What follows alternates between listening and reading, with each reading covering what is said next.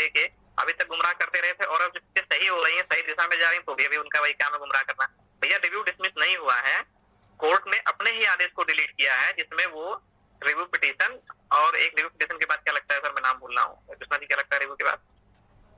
Curative. हाँ, उसमें हुआ ये था कि जिस बेंच में हमारा केस लगने वाला था, वो बेंच सीजीआई के साथ पार्टिसिपेट कर रही थी, उनके साथ 2 और जज भी थे, तो 4 जजों की बेंच बन गई थी। तो कोर्ट ने जो अपने ही आदेश थे उसको डिलीट कर दिया, क्यूरेटिव और रिव्यू के जो उसने आदेश अपने वाले थे उसको डिलीट कर दिया। अब इनको लगा कि रिव्यू पिटीशन डिलीट हो गया होगा, आदेश नहीं समझ पाते हैं, इंग्लिश में लिखा आ जाए फिर समस्या शुरू हो जाती है। मैंने अपने ट्वीट में उनको चीजें स्पष्ट बताई भी थी, लोगों को, अमरेश जी ने भी देखा होगा, सारी चीजें मैंने स्पष्ट कर दी थी। भैया देखिए, अब कोर्ट है, कोर्ट खुद ही आपने आदेश चेंज कर रहा है, तो उसमें हम क्या कर सकते हैं? अगर हमारा केस लगता, जिस दिन ये कह रहे थे कि ओपन कोर्ट में नहीं लगेगा, ये सब नहीं होता, चैम्बर में सुनवाई होती, उस दिन तो हमने ओपन कोर्ट में करवा के दिखाई दी सबको, और जब वास्तव में ओपन कोर्ट में लग रहा है तो ये बोले डिसमिस हो जाएगा, फिर मैं क्या कहूँ ऐसे लोगों को? ऐसे गुमराह दिखे, ऐसा है सर, सब कुछ सही चल रहा है, सही दिशा में जा रहा है, बहुत ही सकारात्मक चीजें हैं, कोर्ट से भी, कोर्ट के बाहर से भी सब कुछ बेहतरीन चल रहा है, और बेहतर ही होगा। तो जैसे नोटिस आपको मिल रही है, यही नोटिस एनसीटी को भी जा रही है, एचआरडी को भी जा रही है, एनआईओएस को भी जा रही है, गवर्नमेंट ऑफ इंडिया को भी जा रहा है।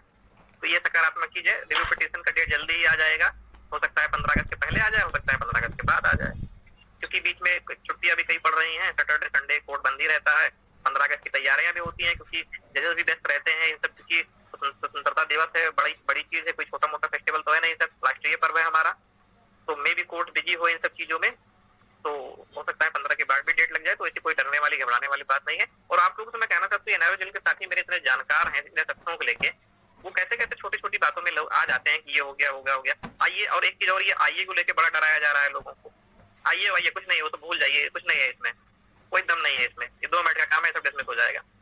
और एक चीज और मैं बता दूं, आइए तो डिसमिस होगा ही, साथ ही में हाँ, ये कुछ लोग बोल रहे हैं कि आप फलाने चैनल पे चले गए लाइव, तो उन्हीं को पता है, वही जानते हैं, तो यह बात सबको ना बताया, अभी तक हमने नहीं बताया तो नहीं चल रहा था, आज अप्रत्याशित होने जा रहा है तो हमने लिख दिया कुछ अप्रत्याशित होने जा रहा है, और जब हो जाएगा तो सबको पता लग जाएगा। नहीं वो काम तो बड़ा रिस्की था और बहुत ही खतरनाक भी था, डेंजरस, फिर भी हमने कहा खतरा खेलेंगे, देखेंगे बचा क्या है हमारे पास, ये भी खतरा था।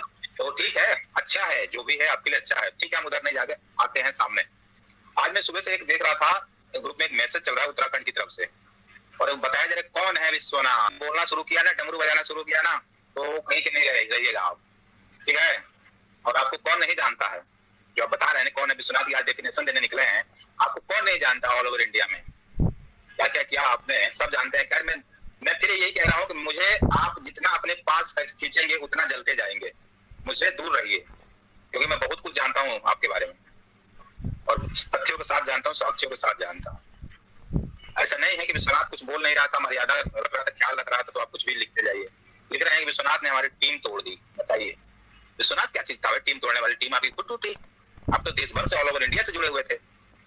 आजकल भारत में एक फैशन चल रहा है कैमरे का, देश तो बर्बाद हो ही रहा है कैमरे के चक्कर में, ये बेरोजगार भी बर्बाद हो रहे हैं, जहां जाओ कैमरा पीछे पीछे, इधर एक इधर, और फोटो डाल दिया, हाँ हम यहाँ आ गए हैं, इतने पैसे की जरूरत है, खाते में डाल दीजिए, हिसाब नहीं देंगे, पैसा लेंगे लेकिन हिसाब नहीं देंगे। तो ये कैमरे ने देश को बर्बाद कर रखा है आजकल के जमाने में। हालांकि इसका हम लाभ भी ले रहे हैं, मैं ज्यादा उसको दोष नहीं दूंगा, इसका लाभ हम भी ले रहे हैं, हम कैमरे की वजह से ही आज यहाँ हैं, वरना हमारी इतनी औकात नहीं थी, यहाँ तक आने की। तो विश्वनाथ की डेफिनेशन ना दीजिए, देश जानता है विश्वनाथ क्या चीज है। आप जितना आसमान में पत्थर उछालिएगा वो गिरेगा आपके सिर पे ही, हम इसको अन्य वे में कह सकते थे, नहीं कहा। दूसरा डेट क्यों लगी, अदर जी ने बता दिया, संवैधानिक पीठ संभवतः सुप्रीम कोर्ट में बैठ गई है, जब तक संवैधानिक पीठ उठ नहीं जाती तब तक आपको डेट देखने को नहीं मिलेगी।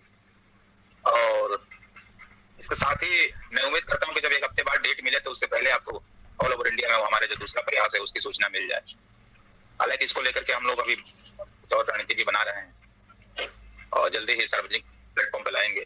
आज हमारी वार्षिक मीटिंग शायद रात में हो, खैर वो बिजी है, किसी बड़ा मैप तो कोई उनको आया है तो उसमें ज्यादा बिजी है, इसकी वजह से थोड़ा सा डिले हो रहा है, लेकिन हाँ जल्दी ही मीटिंग हमारी होने वाली है। अभी मेरी व्हाट्सएप पे थोड़ी देर पहले उनसे चैटिंग हुई है, उन्होंने कहा मैं आपको थोड़ी देर में कॉल बैक करता हूँ।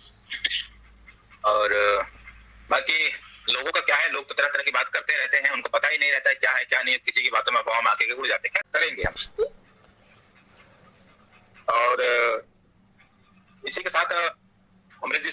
कोई सवाल कर रहे थे कि डेट कब लगेगी, क्या होगा। देखिए हमें कंफर्म नहीं होता है डेट कब लगेगी, क्या हमें भी नहीं पता होता है, वो अचानक से होता है। आपने देखा होगा पिछली बार रिव्यू की डेट 30 तारीख दिखा रही थी, अचानक से वो 24 में लग गई थी। तो कुछ पिछली बातों से भी सीखा कीजिए और सारा हम पे ही दोष ना बढ़ा कीजिए किसी भी कहने पे। और दूसरा जो एक आईए लगी उसको लेकर के बहुत लोग ज्यादा ही परेशान हो रहे हैं। देखिए वो हमारे भाई हैं, किसी को बरगला करके, किसी को बहका करके किसी ने केस लगा दिया तो इसका मतलब यह नहीं कि हमारा विरोध कर ही रहा है। वो हमारे भाई हैं, वो भी हमारे भाई हैं, उनके साथ भी अन्याय हुआ, वो भी सुप्रीम कोर्ट तक 2 साल सुप्रीम कोर्ट में 2 साल तक लड़ते रहे, हमने उनका भी सहयोग किया, हमने कभी नहीं मना किया। आप पूछिएगा रमेश रॉयल से, पूछिएगा धनंजय जी बिहार से, और जितने भी डीएलएड के केस लड़ रहे थे, आप पूछिएगा विश्वनाथ कौन है विश्वनाथ, वो विश्वनाथ को अच्छे से जानते हैं। मैं उत्तराखंड से, मैं अनिल कन्याल, सतीश कुमार, उमेश कुमार, ये चारों लोग ना अपना जेब काट करके ना, हमें सहयोग उधर एनआईएस को भी देना पड़ता था, उधर भी देना पड़ता, उसमें से 4 लोग फंड इकट्ठा करके हम बीएड बीएसटीसी केस में डीएलएड की मदद किया करते थे। तो जिनकी हमने मदद की है, मुझे नहीं लगता कि वो हमारा नुकसान करेंगे, वो हमारे ही भाई हैं। और अगर उनके दिल में कुछ होगा ऐसा तो भगवान भली करे, सावन का महीना है, भगवान उन्हें सद्बुद्धि दे।